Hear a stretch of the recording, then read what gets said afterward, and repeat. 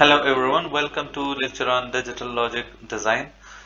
मेरा नाम डॉक्टर विलायत खान है और मैं department of electrical and computer engineering at COMSATS university Islamabad Wah campus में असिस्टेंट प्रोफेसर हूँ।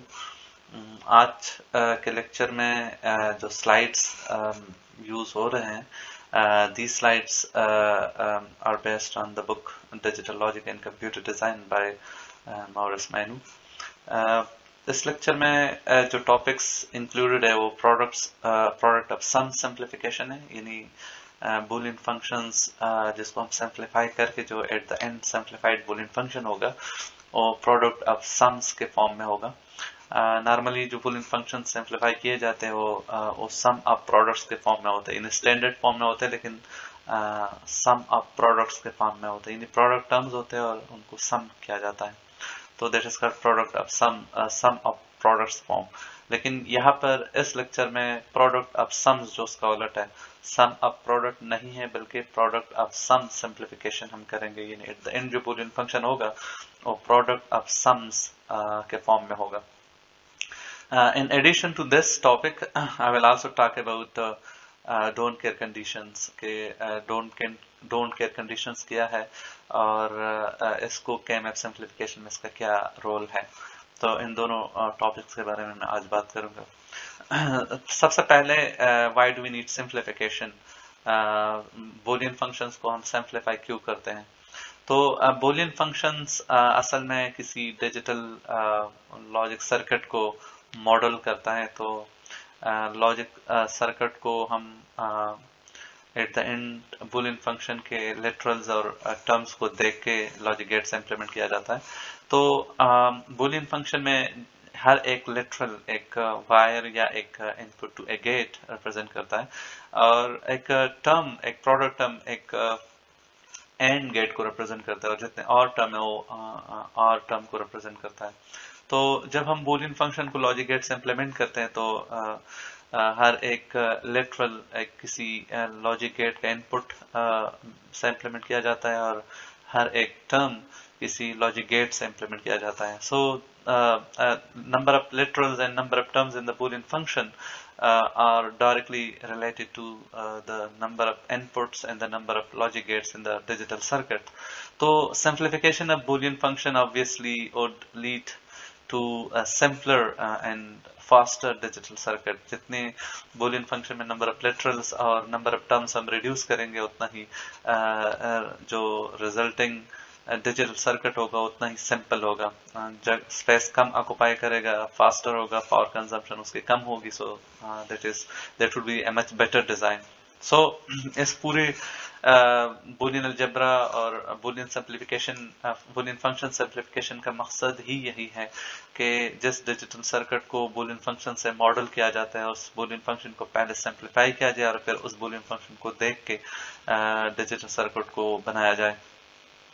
अब चूंकि हमें पता चल गया कि Boolean function simplification is very important, तो बूलियन फंक्शन को सिंप्लीफाई कैसे किया जाता है, इसके डिफरेंट मेथड्स हैं। इसमें जो ज्यादा पहले ये जो मशहूर मेथड था वो लॉजिकल मैनिपुलेशन था।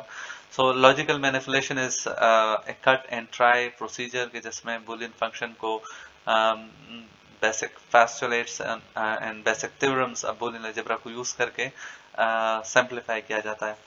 ये बूलियन फंक्शन सिंप्लीफिकेशन के लिए ठीक है, लेकिन चूंकि ये कट ट्राई प्रोसीजर है इसमें टाइम ज्यादा लगता है और गलती की चांसेस भी ज्यादा है और ये एक step by step systematic approach नहीं है, तो इसमें टाइम कंज्यूमिंग प्रोसेस है। मतलब आप सिंप्लीफाई करेंगे बूलियन फंक्शन, कहीं दूर जाके आपको पता चलेगा कि मैंने गलत थ्योरम या गलत हाइपोथेसिस या गलत जगह पर मैंने यूज किया हुआ है, तो आप वापस आएंगे और दोबारा फिर से स्टार्ट करेंगे। तो ये कट एंड ट्राई प्रोसीजर है जो कि बहुत ज्यादा टाइम कंज्यूमिंग प्रोसेस है। तो इसके अगेंस्ट एक दूसरा मेथड एक सिस्टमेटिक अप्रोच जिसको कर्नैप मैप कहा जाता है या के मैप सिंपली, ये एक सिस्टमेटिक अप्रोच है जिसको बूलियन फंक्शंस इस मेथड से भी सिंप्लीफाई किया जा सकते हैं। तो आज के लेक्चर में कर्नैप मैप के बारे में ही हम बात करेंगे, लेकिन इसमें प्रोडक्ट सम सिंप्लीफिकेशन के बारे में हम बात करेंगे और डोंट केयर कंडीशंस भी हम कंसिडर करेंगे। तो प्रोडक्ट ऑफ सम सिंप्लीफिकेशन से फिर क्या मुराद है, जब हम के मैप में सेल्स की ग्रुपिंग करते हैं जिससे टर्म्स बनते हैं और उनको कंबाइन करके एक सिंप्लीफाइड बूलियन फंक्शन बनाते हैं, तो इसमें अगर हम हर एक सेल को या 0 या 1 असाइन किया जाता है looking into the Boolean function या तो सम ऑफ मिनटर्म्स के फॉर्म में गिवन होगा या स्टैंडर्ड फॉर्म में गिवन होगा या किसी ट्रुथ टेबल के फॉर्म में गिवन होगा, regardless of the way that a boolean function is given, उसको देख के मैप के ऊपर हर एक सेल को 1 या 0 से मार्क किया जाता है और फिर उन जीरोस या 1 को ग्रुप करके सिंप्लीफाइड बूलियन फंक्शन बनाया जा सकता है। जो नॉर्मली कन्वेंशनल मेथड है उसमें ऐसे सेल्स जिनको 1 से मार्क किया गया हो उनको कंबाइन करने से ग्रुप्स जब बनाए जाते हैं तो हर एक ग्रुप को एक प्रोडक्ट टर्म दिया जाता है और उनको फिर सम करके एक सम ऑफ प्रोडक्ट के फॉर्म में बूलियन फंक्शन बनाया जाता है। तो that is the more conventional and popular method कि जिसमें वंस के ग्रुप को कॉमन कंबाइन करके बूलियन फंक्शन बनाया जाता है और Boolean function F sum of product के फॉर्म में होगा। लेकिन इसके अगेंस्ट अगर जीरोस को कंबाइन करिए, combining the cells with zeros, तो उससे जो बूलियन फंक्शन में बनेगा वो एफ नहीं होगा बल्कि एफ प्राइम होगा वो सम ऑफ प्रोडक्ट के फॉर्म में, लेकिन वो एफ नहीं होगा बल्कि एफ प्राइम होगा। यानी अगर हम जीरोस को कंबाइन करके ग्रुपिंग कर लें और हर एक ग्रुप को, यानी जीरोस वाले सेल के हर एक ग्रुप को अगर हम एक प्रोडक्ट टर्म दे और उनको प्लस करें तो सम ऑफ प्रोडक्ट के फॉर्म में होगा, लेकिन जो बूलियन फंक्शन होगा वो एफ नहीं होगा बल्कि उसका कंप्लीमेंटेड वर्जन होगा। तो फिर उस कंप्लीमेंटेड वर्जन के ऊपर हम डे मॉर्गन लॉ को यूज करके हम उससे एफ बना सकते हैं and as a result of applying De Morgan law जो सम ऑफ प्रोडक्ट के फॉर्म में सिंप्लीफाइड एफ प्राइम होगा उससे हमें प्रोडक्ट ऑफ सम्स के फॉर्म में एफ मिलेगा। तो एफ प्राइम के ऊपर डे मॉर्गन लॉ अप्लाई करके हम प्रोडक्ट ऑफ सम्स के फॉर्म में एफ बना सकेंगे। So this would be our approach in this lecture. तो ग्रुपिंग के रूल्स है वो बिल्कुल एग्जैक्टली वही हैं जो वंस के ग्रुप हम बनाते थे, बिल्कुल वही रूल है, लेकिन यहाँ पर हम वंस के ग्रुप नहीं बनाएंगे बल्कि जीरोस के ग्रुप बनाएंगे। तो के-मैप सिंप्लीफिकेशन में हम जब ग्रुपिंग बनाते हैं और हर एक ग्रुप को हर एक ग्रुप से एक प्रोडक्ट टर्म बनाते हैं, तो इससे इम्पोर्टेंट स्टेप इसमें यह है कि हम ग्रुपिंग बनाते कैसे हैं। यानी ग्रुपिंग बनाते वक्त हमें कुछ रूल्स को सामने रख के ग्रुप्स बनाने चाहिए। तो सबसे पहला रूल ये है कि हम जो भी ग्रुप बनाते हैं उसमें जीरोस को कंबाइन करके ग्रुपिंग करते हैं, मतलब ऐसे सेल्स जिसमें 1 हो उनको ग्रुप में हम शामिल नहीं करते। दूसरा रूल ये है कि groups can be formed to let right angles, diagonal groups are not allowed. यानी ऐसे सेल्स जो आपस में एडजेसेंट हो, फिजिकली एक दूसरे को टच कर रहे हो, साइड बाय साइड हो, वो फिजिकली एक दूसरे को टच भी कर रहा हो और वो राइट एंगल्स में एक दूसरे को टच कर रहा हूँ, यानी हॉरिजॉन्टली या वर्टिकली एक दूसरे को टच कर रहा हूँ, तो उन सेल्स को हम किसी ग्रुप में शामिल कर सकते हैं क्योंकि they are physically they are neighbours to each other, logically and physically they are neighbours to each other. तो डायगोनल में नॉर्मली जो ग्रुप्स जो सेल्स होते हैं वो नॉर्मली एक दूसरे के नाइबर्स नहीं होते। तो नाइबर्स या एडजेसेंसी की डेफिनेशन ये है कि ऐसे दो सेल्स जो आपस में जस्ट एक लेटरल का डिफरेंस हो, यानी बाकी लेटर्स कॉमन हो लेकिन जस्ट एक लेटरल का डिफरेंस हो, और वो लेटरल भी ऐसा हो कि एक वेरिएबल इन एक में वो लेटरल कॉम्प्लीमेंटेड फॉर्म में हो और वही वेरिएबल दूसरे ग्रुप के दूसरे सेल के मिन टर्म में हो अनकम्प्लीमेंटेड फॉर्म में हो। यानी नॉर्मली हम हर एक सेल को एक मिन टर्म असाइन करते हैं और उनके मिन टर्म्स के बीच में जस्ट एक लेटरल का डिफरेंस हो तो फिर हम उनको नाइबर्स या एडजेसेंट सेल्स कहते हैं। और नॉर्मली इसकी अरेंजमेंट ऐसे की जाती है, हर एक सेल को मिन टर्म असाइन ही ऐसा किया जाता है जिनमें सिर्फ एक लेटरल का डिफरेंस हो। तो ये ऑर्गेनाइजेशन के बाद जस्ट राइट एंगल्स में जो सेल्स होते हैं नॉर्मली वो आपस में नाइबर्स होते हैं और उन्हीं को हम ग्रुप में शामिल कर सकते हैं। रूल नंबर 3 हमारे पास ये है, द नंबर ऑफ जीरोस और squares in A group must be a power of 2। हर एक ग्रुप में जो नंबर ऑफ सेल्स हम शामिल करते हैं जीरोस वाले सेल्स, तो उनकी तादाद के ऊपर भी रिस्ट्रिक्शन है। इनकी तादाद ऐसे होनी चाहिए, एक ऐसा नंबर होना चाहिए जिसको हम 2 raised to power n के फॉर्म में लिख सकें, यानी 2 raised to power 0, 2 raised to power 1, 2 raised to power 2, 2 raised to power 3 and so on so forth। यानी हमारे पास किसी ग्रुप में जो नंबर ऑफ सेल्स होते हैं उनकी तादाद या तो 1 हो सकती है, 2 हो सकती है, 4, 8, 16, 32 and so on so forth। Fourth rule ये है, the groups must be made as large as possible. Groups हम सिंगल जीरो वाला स्क्वायर भी एक उसका भी सिंगल सेल ग्रुप बना सकते हैं, लेकिन हमें बड़े से बड़ा ग्रुप बनाने की कोशिश करनी चाहिए। इससे जो बूलियन फंक्शन होगा वो ज्यादा सबसे ज्यादा सिंप्लीफाइड होगा। Groups can overlap and wrap around the sides of the KMF। किसी ग्रुप में जो नंबर ऑफ जो सेल्स होते हैं वो दो ग्रुप्स आपस में ओवरलैप भी हो सकते हैं, इन दो ग्रुप्स में कुछ सेल्स कॉमन भी हो सकते हैं, this is allowed, it is okay. और किसी ग्रुप में सेल्स बिल्कुल KMF के साइड्स को क्रॉस भी कर सकता है, यानी मतलब एक कॉर्नर में एक सेल होगा जो दूसरी कॉर्नर में एक सेल होगा, उनका भी ग्रुप बन सकता है, क्योंकि they can be logically neighbours to each other. A group must contain at least a new square, यानी जब भी हम कोई ग्रुप बनाते हैं तो they can overlap with another group, लेकिन हर एक ग्रुप में कम से कम एक नया स्क्वायर होना चाहिए, यानी एक ऐसा सेल जीरो वाला सेल जो किसी और ग्रुप का हिस्सा पहले से ना हो। और फिर इन ग्रुप के जो प्रोडक्ट टर्म्स हम बनाएंगे, हमारे पास इसको सम करेंगे उससे, तो हमारे पास सम ऑफ प्रोडक्ट के फॉर्म में एफ प्राइम मिलेगा, यानी F complimented version of the Boolean function हमें मिलेगा, जो जिसके ऊपर डी मॉर्गन लॉ को अप्लाई करके आगे हम प्रोडक्ट ऑफ सम्स के फॉर्म में कन्वर्ट कर सकेंगे। ओके, तो हमारे पास एक एग्जांपल है जो एक बूलियन फंक्शन गिवन है F of A B C D, और ये 4 वेरिएबल बूलियन फंक्शन है, और ये सम ऑफ मिन टर्म्स के फॉर्म में ये बूलियन फंक्शन गिवन है। और हमारा इस एग्जांपल में काम ये है कि इस बूलियन फंक्शन को हम सिंप्लीफाई करेंगे, लेकिन जो सिंप्लीफाइड बूलियन फंक्शन होगा वो सम ऑफ प्रोडक्ट के फॉर्म में ना हो, बल्कि प्रोडक्ट ऑफ सम के फॉर्म में हो, प्रोडक्ट ऑफ सम्स के फॉर्म में हो।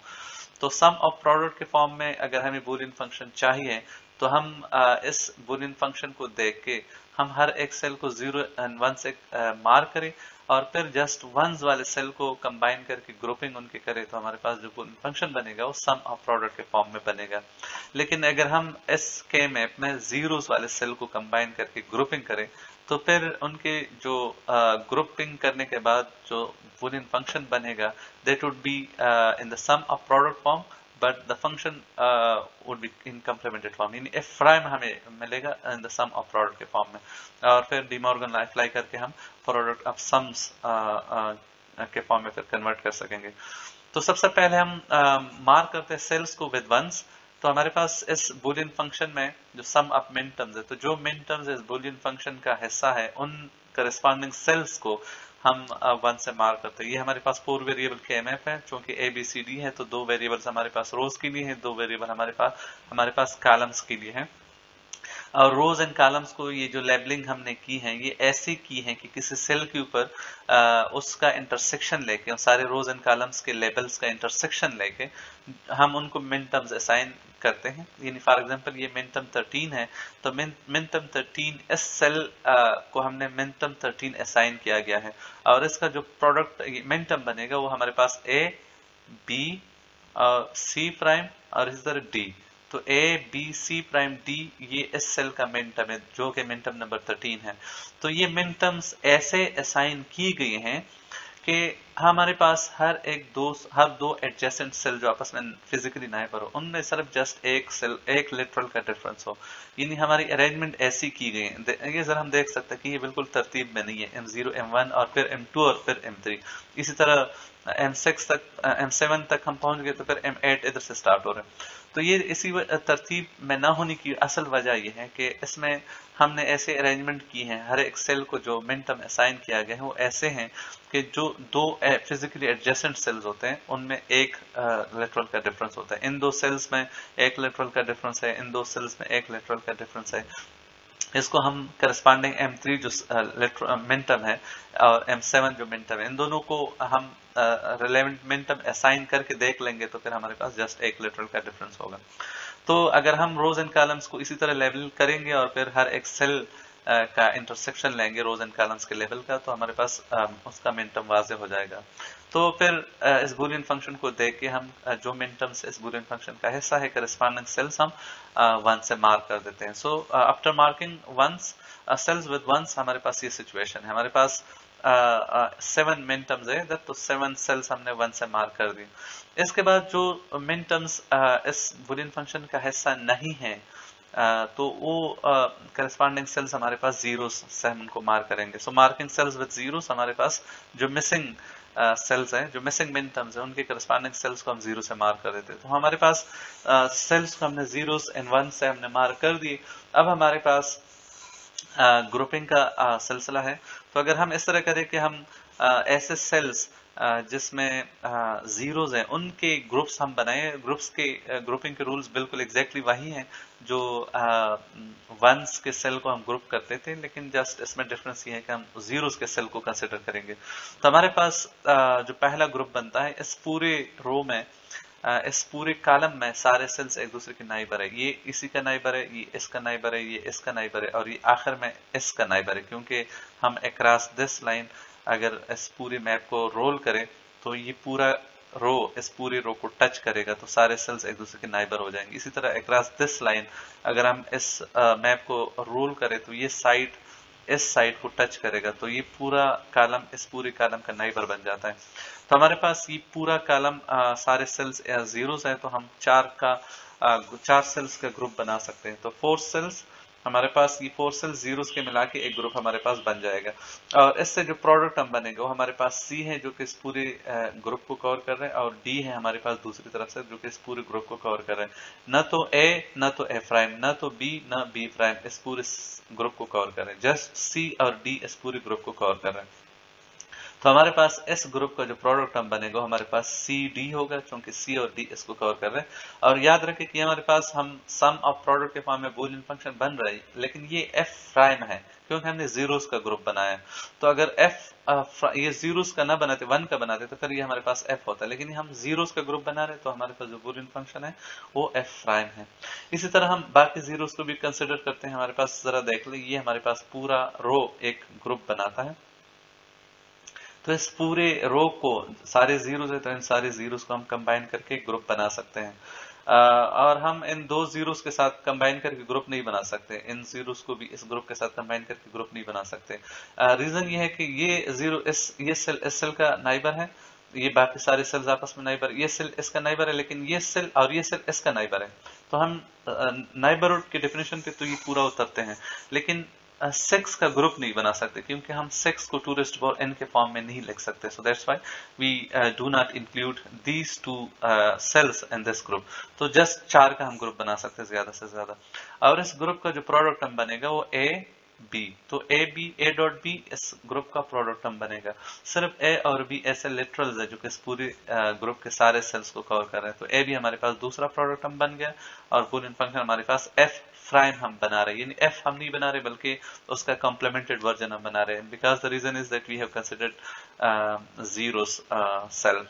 ओके, तो हमारे पास अब ये सेल और ये सेल जिसमें जीरो है इसको भी हमने किसी ग्रुप में शामिल करना है। तो हम चाहे तो इस सेल को इस सेल के साथ शामिल करके 2 सेल्स का एक ग्रुप बना सकते हैं, लेकिन हमें बड़े से बड़ा ग्रुप बनाने की कोशिश करना चाहिए, इवन दो कि अगर 2 ग्रुप्स आपस में ओवरलैप भी करें। तो ये 2 सेल्स आपस में नाइबर है, इन 2 सेल्स को हम इन 2 सेल्स के साथ मिला के 4 सेल्स का एक ग्रुप बना सकते हैं। इन्हें बड़े से बड़ा ग्रुप हमें बनाना चाहिए, जो कि हम यहाँ कोशिश कर सकते हैं। तो हमारे पास इन 2 सेल्स चारों सेल्स को कंबाइन करके हमारे पास जो ग्रुप बनेगा इसका प्रोडक्ट हम हमारे पास एक तो बी इसमें कॉमन है, यानी बी लिटरल इस पूरे ग्रुप को कवर कर रहा है, और दूसरी तरफ हमारे पास डी प्राइम भी है जो डी प्राइम इन 2 सेल्स को भी कवर कर रहे हैं, इन 2 सेल्स को भी कवर करे। तो इस ग्रुप का जो प्रोडक्ट हम बनेगा वो बी डी प्राइम इस पूरे ग्रुप का प्रोडक्ट हम हमारे पास बन जाएगा।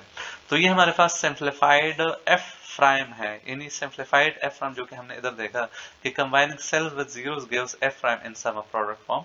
तो जीरोस को कंबाइन करके जो ग्रुपिंग हमने की तो हमारे पास एफ प्राइम स्टैंडर्ड फॉर्म में हमें मिलेगा, यानी सम ऑफ प्रोडक्ट के फॉर्म में हमारे पास एफ प्राइम हमें हमें मिल गया। अब डी मॉर्गन लॉ को यूज करके हम दोनों तरफ इनका कॉम्प्लीमेंट ले सकते हैं। तो इस तरफ का कॉम्प्लीमेंट ले और राइट साइड का कॉम्प्लीमेंट हम ले, तो ये हमारे पास एफ प्राइम प्राइम बन जाएगा, जो कि इन्वोल्यूशन थ्योरम के मुताबिक ये हमारे पास जस्ट एफ बन जाएगा। और हम अंदर हर एक टर्म का फिर प्रोडक्ट लेंगे और ये प्लस डॉट से रिप्लेस होगा।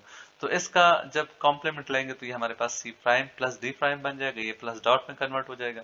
ये ए बी है तो ये ए प्राइम प्लस बी प्राइम हो जाएगा, ये प्लस डॉट में कन्वर्ट हो जाएगा। और ये B prime plus D double prime हो जाएगा, तो डी डबल प्राइम से जस्ट डी हो जाएगा और ये बी प्राइम हो जाएगा। तो हमारे पास डी मॉर्गन लॉ अप्लाई करने के बाद ये सिचुएशन होगी। और लेफ्ट साइड पे हमारे पास अब एफ प्राइम नहीं है बल्कि एफ होगा।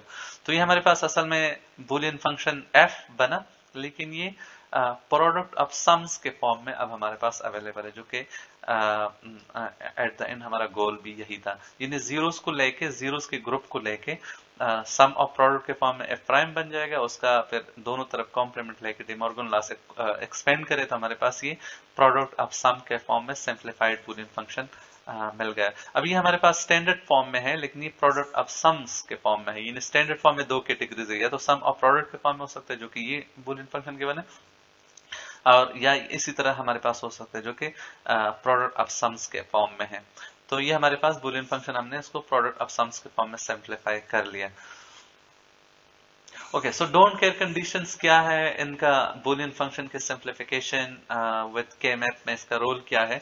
हमारे पास बुलियन फंक्शन एफ गिवन है, तो इसमें डब्ल्यू एक्स वाई जी ये दो चार वेरिएबल्स का बुलियन फंक्शन है, और ये सम ऑफ मिनटर्म्स के फॉर्म में गिवन है। तो इस बुलियन फंक्शन का मतलब ये है कि इस बुलियन फंक्शन में जितने चार इनपुट वेरिएबल्स है, इन चार इनपुट वेरिएबल्स के टोटल पॉसिबल इनपुट्स हमारे पास 2⁴ यानी 16 हो सकते हैं। यानी 16 पॉसिबल इनपुट्स है। उन 16 पॉसिबल इनपुट्स में सिर्फ ये वैल्यूज, इन इनपुट्स के कम्बिनेशन का आउटपुट हमारे पास 1 होगा, बाकी सबका 0 होगा। यानी 1, 3, 7, 11, 5 यानी इनका हमें पता है कि ये 1 होगा। डोंट केयर कंडीशन का मतलब है कि कुछ ऐसे आउटपुट्स भी हैं, यानी कुछ ऐसे इनपुट कॉम्बिनेशन भी है जिनके आउटपुट के बारे में हमें नहीं पता होता, या हमें पता नहीं है कि वो 0 है या 1 है, या हमें उसकी सिग्निफिकेंस की जरूरत नहीं है। We just don't care about those outputs. तो ऐसे आउटपुट्स को जिसके बारे में हमें नहीं पता कि वो 0 है या 1 है, ऐसे आउटपुट को डोंट केयर कंडीशन कहा जाता है। ऐसे बिल्कुल प्रैक्टिकल एप्लीकेशंस में हो सकते हैं। For example decimal to binary converter है। फॉर एग्जांपल यानी हर एक डेसिमल डिजिट को बाइनरी में इनकोडर है, let's suppose decimal to binary encoder. तो हर एक डेसिमल डिजिट को बाइनरी में इनकोड करना है, तो ऐसे में हमारे पास हर एक डेसिमल डिजिट को अगर 4 बिट कोड दिया जाए, 3 बिट कोड हम नहीं दे सकते क्योंकि 3 बिट कोड में सिर्फ 8 डिजिट्स ही हम इनकोड कर सकते हैं। तो अगर 4 बिट कोड हम हर एक डेसिमल डिजिट को दे तो हमारे पास 2⁴16 कोड्स बनते हैं। तो इसमें डेसिमल सिस्टम में सिर्फ 10 ही डिजिट्स है, 10 डिजिट्स है। तो 16 कोड्स में से सिर्फ 10 कोड्स उनको तो मिल जाएंगे, लेकिन बाकी 4 अनयूज्ड है। तो ऐसे अनयूज्ड कॉम्बिनेशंस को डोंट केयर कंडीशन से रिप्रेजेंट किया जा सकता है। तो इस एग्जांपल में हमारे पास ये बूलियन फंक्शन है। इस बूलियन फंक्शन का मतलब है कि ये जो करस्पॉन्डिंग इनपुट कॉम्बिनेशन है, इनके आउटपुट्स तो 1 है, लेकिन ये जो इनपुट कॉम्बिनेशन है, यानी जो मिनटर्म 0 है, मिनटर्म 2 है, मिनटर्म 5, या जो इनपुट कॉम्बिनेशन 0 है, इनपुट कॉम्बिनेशन 2 है, इनपुट कॉम्बिनेशन 5 है, इसके बारे में नहीं पता कि वो 0 है या 1 है। और जिसके बारे में हमें नहीं पता और जिनके बारे में हमें पता, इसके अलावा जो इनपुट कॉम्बिनेशन है वो हम सारे जीरोस होंगे। यानी ये बूलियन फंक्शन है, सम ऑफ मिनटर्म के फॉर्म में गिवन है, तो ये सारे मिनटर्म्स 1 है, ये सारे मिनटर्म्स न तो 0 है न 1 है, और इसके अलावा जो मिनटर्म्स बाकी बच जाते हैं वो सारे 0 होंगे। तो जो मिनटर्म हमारे पास जिनके बारे में हमें इल्म नहीं है या जिसके बारे में हम इंटरेस्टेड नहीं है, we just don't care about them, ये मिनटर्म्स हमारे पास के मैप में हम उसको x से रिप्रेजेंट करेंगे। x का मतलब है कि we just don't know about the value of these input combination, यानी आउटपुट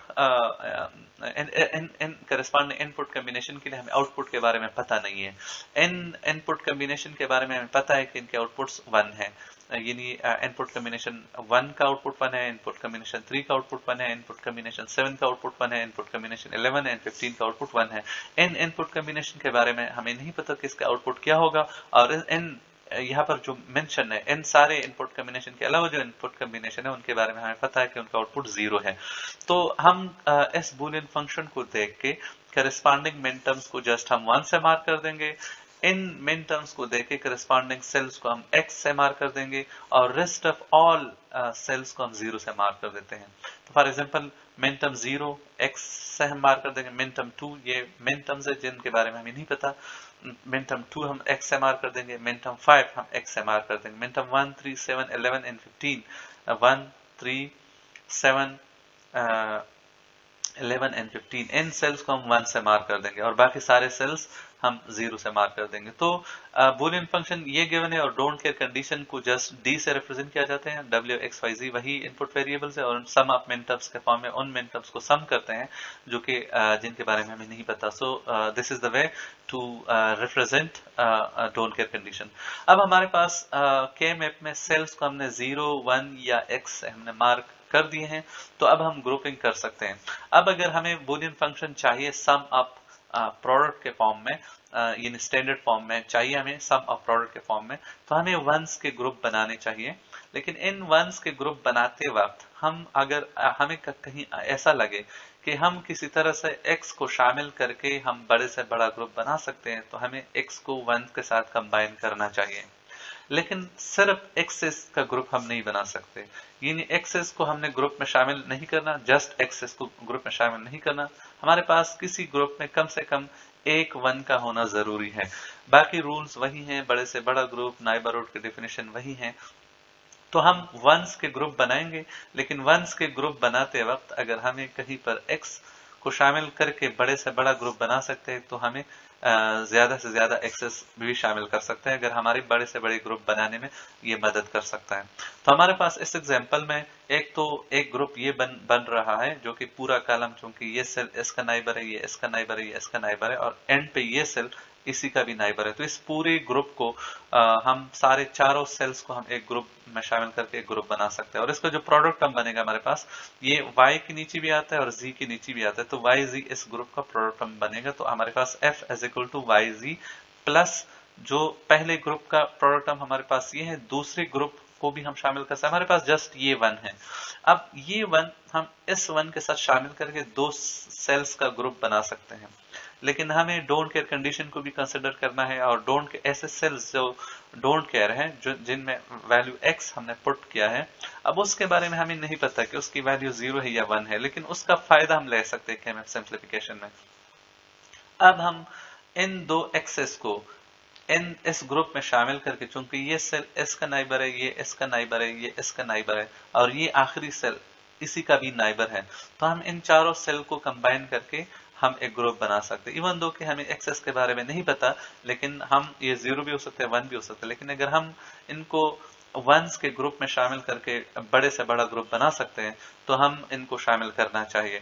तो हमारे पास अब ये 4 सेल का एक ग्रुप बनेगा, ये पूरा रो हमारे पास एक 4 सेल का ग्रुप बनेगा, और इसका जो प्रोडक्ट टर्म बनेगा ये y w प्राइम के नीचे भी आता है और ये x प्राइम के नीचे भी आता है, यानी x प्राइम इस पूरे ग्रुप को कवर कर रहे हैं, w प्राइम भी इस पूरे ग्रुप को कवर करे, तो हमारे पास जो प्रोडक्ट टर्म बनेगा वो w प्राइम x प्राइम हमारे पास इस ग्रुप का प्रोडक्ट टर्म बनेगा।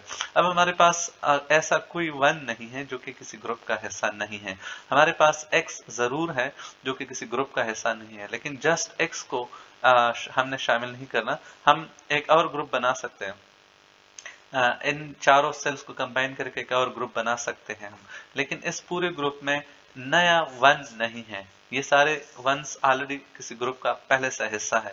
तो हमें एक्सेस को तब शामिल करना चाहिए जब कम से कम एक नया 1 जरूर हो। मसलन हमने ये ग्रुप बनाया तो इसमें 2 एक्सेस हमने शामिल कर लिए, ज्यादा से ज्यादा एक्सेस आप शामिल कर सकते हैं, कंडीशन ये हमें बड़े से बड़ा ग्रुप बनाना चाहिए। अब इसमें कम से कम एक वन ऐसा है जो पहले किसी ग्रुप का हिस्सा नहीं है।